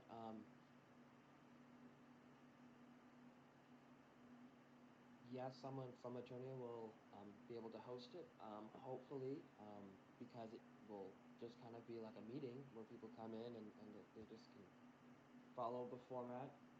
That it's not its intention, its design is not necessarily top down, but just an opportunity for a very organic um, community, to grow. So just um, people that have something to share, and I know that there's many people here that have so much to share. I'm just giving them an opportunity um, to be heard by a greater audience, um, and just to allow that flow. I like that, and I agree. If you are able to host that, and if we can set like calendar dates and times for all that, I would be on board. I would agree with that. I think one, it's a great way to have like a structured way for the House of Others to get out like content for us, and as well, I think it would be um, if it's comfortable being streamed, if that's the way that we go about that, or recording it in some way and uploading it. I think that would be beneficial for us, just as far as continuing our growth toward our goals. But then as well, like you brought up, the importance to the community and in trying to establish um, what already active buzz we've developed in our own corner of the internet to be able to flourish and to be able to do something larger and have make bigger waves for the micronational community as a whole. I think it would be great to see Eternia as at least a pillar in helping that to advance. I agree. So yeah, if that's something that can be fit into everybody's time and everybody's, you know, um, work budget as far as how much we can all do, that sounds good. That sounds like something that can be an appropriate task to designate. So yeah, it seems like the biggest check marks for that to try and start moving forward there would be to get you guys trained. Like you said, you have some questions about foreign dignitary system. I'm sure Nathan does as well. Stephen, you might as well, and as well specifically citizenship. That being the big thing the um, that the House of Others is tasked with and is developing right now. I plan to have videos talking about those things coming out pretty soon. I believe the first will be citizenship, just because it's something that we need to talk about. It's something that we have um, a lot of questions about in the Discord even. Um, so I will be addressing that pretty quickly. I'll do a nice video for it, but I'm sure it's going to be parts. So we'll probably have multiple parts to a video like that that start out with a general overview, how to apply, how to set things up, and kind of what it means in general to be a citizen, and then going down to specifics, benefits, working with the systems that we have, developing yourself in our government, moving forward like that. But starting out with that citizenship and a basic overview can be done pretty quickly. Oh goodness, my camera keeps cutting out. Um, yes, and then I guess if that's it for number 4, we can jump on to number 5 here. Nathan, was that your area? Yeah, this was my area. The floor is yours, sir. Like, you want me to just like explain it, give a rundown of my thoughts on it, or something like that? Yes, please. Anything and everything you feel like sharing. Alright, so basically, okay, so let me just give you the backstory. So, long story short, I noticed like we haven't been able to haven't been in contact with Park Dystopia for I think about like 2 years now. Last time you said you contacted them was like 2019-ish around Thanksgiving, so it's been well over 2 years, and that's a long time. I wanted to like see them as a real nation and like help us out with stuff. So I was thinking maybe since me and Gray mastered House of Others, and now I have thought of a new way for alliances where like we ping them, kind of track them, then send an alliance form to see if they want to become alliances. So I'm thinking about sending message like that to Parkastopia saying like, hey, if you like basically we'll do it like we want to renew a license like a membership kind of thing, but not like that's like the idea of it. And then if we can just say if you don't respond by this time, we can make it like a month from whenever we send the message.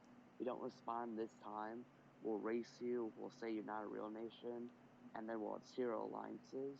It will not like say they're completely gone, but just kind of like say we're not. Okay, I mean, I'm way too dramatic, but like we'll just say you're not our alliance anymore. But then if they do respond, then I kind of wrote possible way on how to update them on like Eternia and like explain the government, the prestige system, foreign dignitaries, just kind of bring them up to date with Eternia.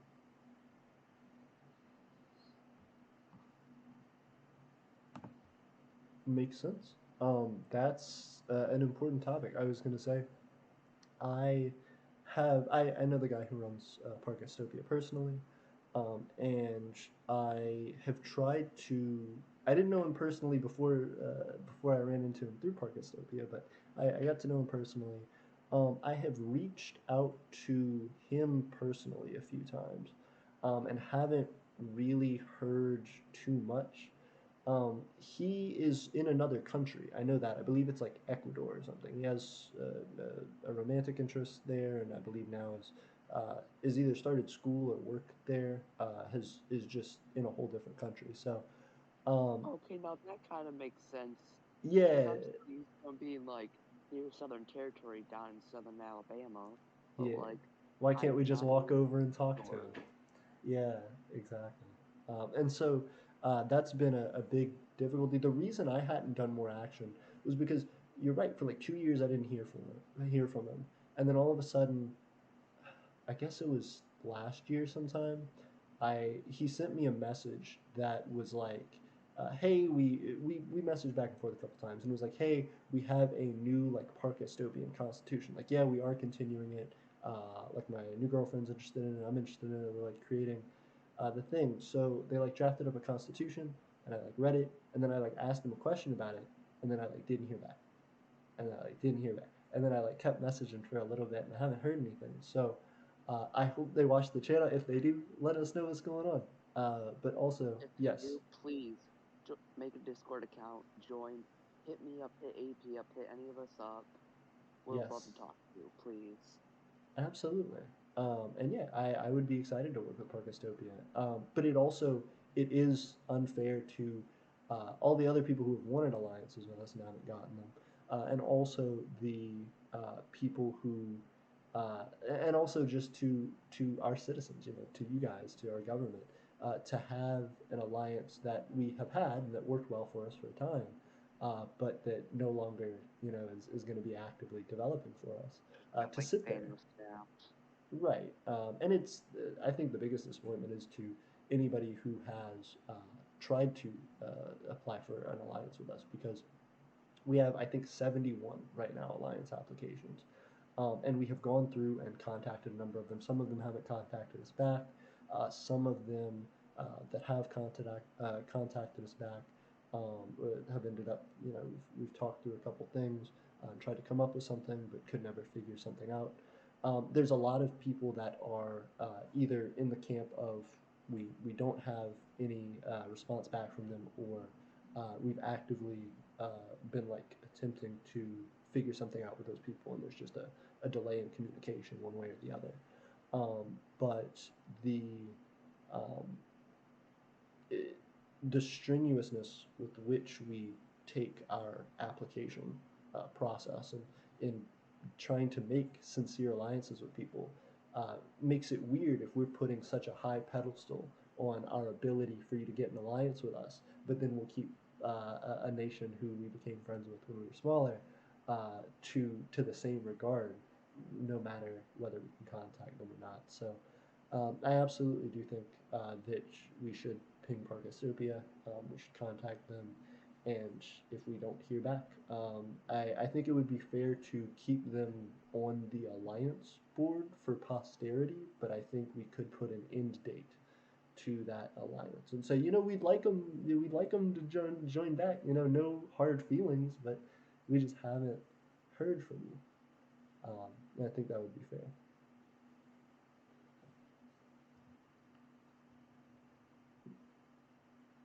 Okay. It seems like we've lost Ray. I hope everything's all good. Yeah, something came up and he had to leave. Gotcha. Makes sense. Um, Steven, do you feel comfortable with that? So far, yeah. Makes sense. Okay, cool. Do you know what Gray was talking about with the attorney and ad video, or was that you, Nathan?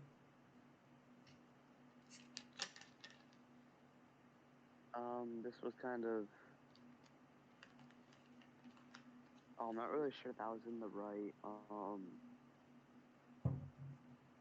It's not in the right category thing, but like, yeah, basically the attorney and ad video thing would just kind of be like, basically like a simplest way I can put it is like a recruitment video, like basically a video version of the American with Uncle Sam, We Want You, or something like that. Basically, like that, just video form explains why you should like at least check out the Empire of Aeternia and stuff like that. Oh yeah, I would love that. I think that'd be cool. Um, ooh, can we try to develop something like that together? Like, That doesn't really have to be a House of Others goal. It could just be kind of like an Aeternian goal in general. yeah, absolutely. No, well, I was curious. If you guys wanted to take that on, I would be enthused to see that. But as well, I was um, gonna say I feel like um, if y'all do create a document to do something like that, like I said, I'm gonna be already working on the citizenship video and stuff like that. But if you guys do want to create like a general ad, I think that would be cool. If you like open up a Google Doc to like type out a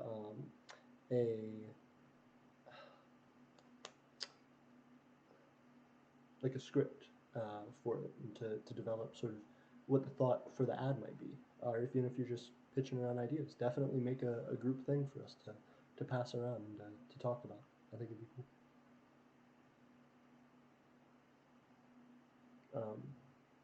Because I feel like all of us individually have an idea of what Eternia is in our mind, and we all have some similar images now, like our flag and the colors of the Eternia note and stuff like that, the Imperial note.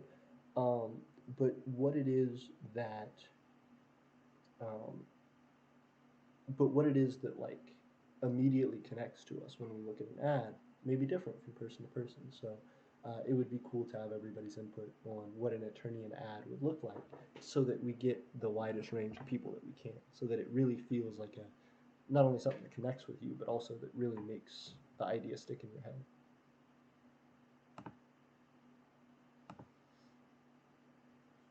Yeah.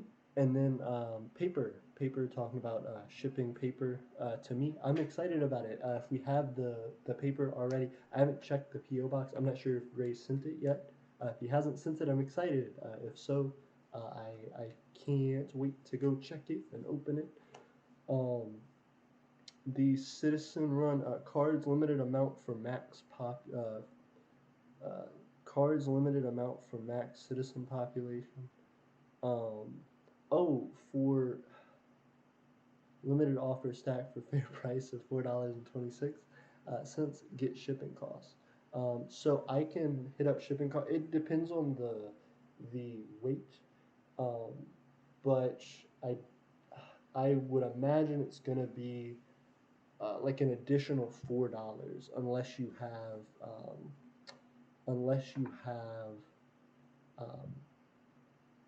excuse me, it'll be $4 so long as you have your own package, your own USPS approved packaging to be able to send your paper in. But so long as you have some way to package it, it should be like $4 for something um, for shipping of like a small pack of paper. Um, I think it's up to $4.20 or $69. Goodness We gracious. only had two options. That's fair. 69 cents, I suppose, would be a little too low. But $69 feels luxurious. Like, I feel like we should be putting gold in it for $69. $6.09. You could do $6.90. You could. You could hit it up. Or $6.09, I suppose. But then there's the O in the middle, and that doesn't make the joke. Yeah. But yeah, that's cool. What was the cards? It says cards limited amount for max citizenship population. Kind of thought like once they started shipping out like the actual like the citizenship license, Mhm. like licenses, like we could have like a little card with the license, like something like that. It was like great idea of like little typed out like little letter send with the license. Oh, Kind of like what absolutely. you did for me for when I got in the government, like that little letter thing. Yeah, I could do like things like that, and then put on the card and then ship it out to them. Yeah, I would love that. We could even set it up. Yeah, yeah. Yep, that sounds really cool. We could do that. We'd have it on our own custom card, card stock. That would be cool. I need to see. We have a like an office printer, like a pretty high quality laser printer now, and I want to see for printing the notes in high quality and stuff, but also for now that we have the citizenship licenses and stuff, it'd be horrible to see like an 8-bit pixelated looking version of somebody's face on the citizenship license. So we have a nice printer now, but in trying to print um, on different card stock, I'm not sure how well it does. I'll have to like look at the manual and see how well it takes. I know in the meeting y'all talked quite a bit about different card stock and stuff that he has different thicknesses, so that should be able to work. I'm excited to see what he sends. Ideally, if he sends thinner stuff that we can put in the machine, that would be cool because we could like print images on it. We could print, different, like you said, letters to people and use it for that. So that would be really cool. As well, we already like buy and send out cards, like thank you cards to people who purchase our notes. So it would be cool to use that as to also be another incident saying, hey, this is custom Eternian paper that you can be doing that with. So yeah, that works. And then the videos we already talked about and addressed. The thing that I would like to talk about now, I suppose, and trying to move forward with, since we've covered the meeting notes thus far. Um, Again, if there's any questions or comments or concerns on anything, please let me know. But the final thing that I wanted to try and address is um, just seeing if there is a particular avenue that we can look into for our the legality of internships and stuff like that.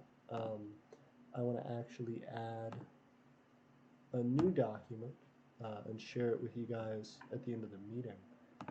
But there were a few like key phrases and specific articles that Stephen was bringing up earlier around internships, and so I wanted to kind of write those down and make sure that we all had an idea moving forward and a place where we could all collaborate on that. Because if anybody does break ground on some of this stuff and finds us some additional headway, like I said, I'm going to be trying to get in touch with a legal expert here soon, or maybe a few, to try to figure out what the best method forward is. But as of right now, I think trying to gather as much information on our own as we can is beneficial so that whenever we get the advice and we get a few minutes of somebody who can help us, we can really throw things in front of them and pass by them some legitimate ideas.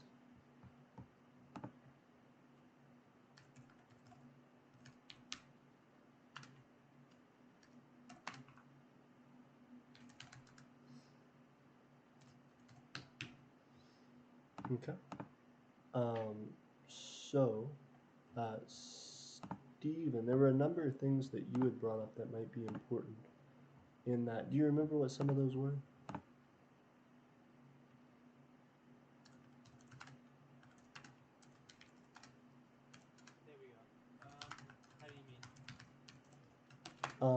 you had referenced a few things in regard to, uh, the definition of internships and how internships work within different governmental bodies and stuff like that. Yeah, right. So,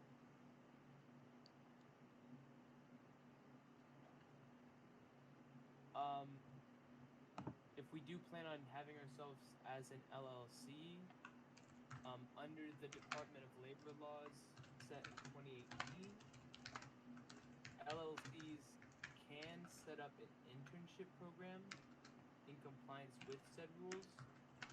So we can have an unpaid internship program at our for-profit LLC if the work of said intern provides like significant educational benefits to the intern and as well as complements the work of the paid employees. Hmm. So for example, an intern is only meant to be an aid in the direct help instead of like their sole purpose being to go get bagels and coffee and stuff like that. Like they have to actually be gaining an education and learning, and they have to actually, if prompted, they have to prove that they have been learning the trade of said LLC. Makes sense. Interesting. My Whenever I research this later, my biggest thing is going to be trying to figure out size issues for that. Like we talked about, like, you know, if I am considered an employee because I am the owner of the business, owner and operator of the business to some degree, but I don't pay myself, um, am I still considered enough employee to be able to have even just like a single person in an internship program or whatever, if I'm considered doing a primary work? Or is it like, no, you have to have like a staff, like a fully staffed business with multiple employees, and then you could have like maybe one or two interns? I'm not entirely sure on that. I know that because CEOs, startup companies, they don't typically pay out to their CEOs in the first few years. A CEO is considered an employee, even if they're not being paid, as well as their fellow employees in the budding years, as long as the employees contractually agree to not receiving payment in the first period where the CEO cannot pay them back. And as I said, with the mentorship to intern ratio, whatever that is for the various states, um, I'm not sure if these so-called unpaid employees would fall under the mentorship clause. That would be way past the Fair Labor Standards Act. That would be something more in the future. I'd have to look that up. Mm-hmm.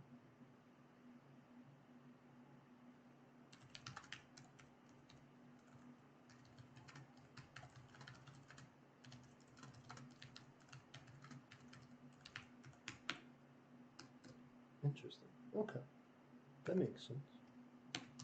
So primary definitions being um, based around educational benefit and lack of, and it being assisting um, paid employees rather than doing the work primarily themselves.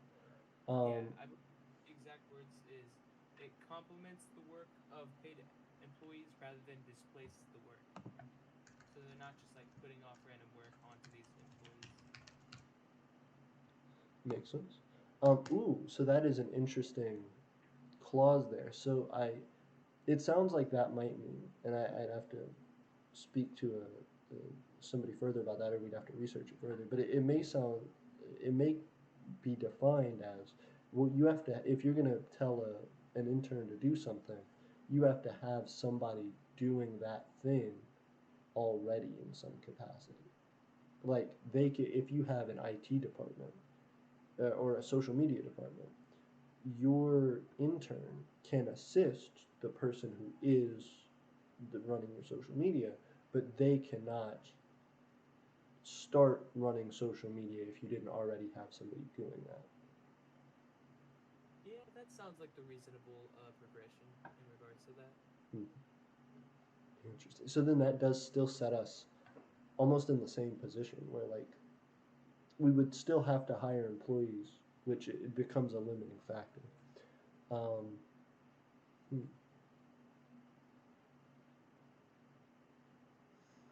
And then there are things like um, independent contractors that you could potentially look into, but I'm also not certain of how independent contracting work is developed or defined and what the, are there standards of payment associated? I haven't looked much into independent contractors myself.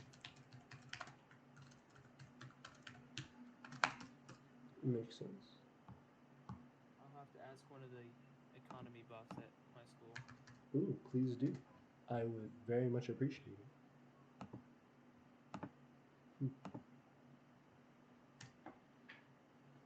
Okay. So yeah, um, I think that's primarily it. So this is a fairly big topic for us, and I know we're not going to be able to tackle it tonight. Um, but it is something to be thinking about the direction that we're going, and something I hope everybody will do at least a little bit of digging into, because we really do want to try and figure this out and want to be going about it the right way. Want to go about it with transparency. And so we don't have a solution as of yet, but we need one. And I think a lot of that is, regardless of how we ultimately end up resolving the situation and finding a sense of normalcy in it, I think there's definitely going to be some compromise either way and some limitations for us. But I hope that we can still, um, oh gosh, that we can still come out of that um, confidently, and I think we will. I just think it's gonna take some doing certain things here, doing certain things there to ultimately pull it together. I don't feel like there's going to be one solid right answer. I think it's going to be a lot of us trying to fidget with different categories that we fall under at the same time. So we're probably going to have to limit some of our workforce, but we might be able to get some workforce available under certain clauses like this. If we did have to pay employees in order to get something like an internship, we may be able to potentially look into, okay, well, we can hire some people for a certain amount of time as independent contractors. Um, are independent contractors then able to be considered employees? And if that is the case, then can interns work under independent contractors? And if they can't, then do we, can we just create independent contractor um, setups? Can we contract people to do the work that we need to get done? Absolutely.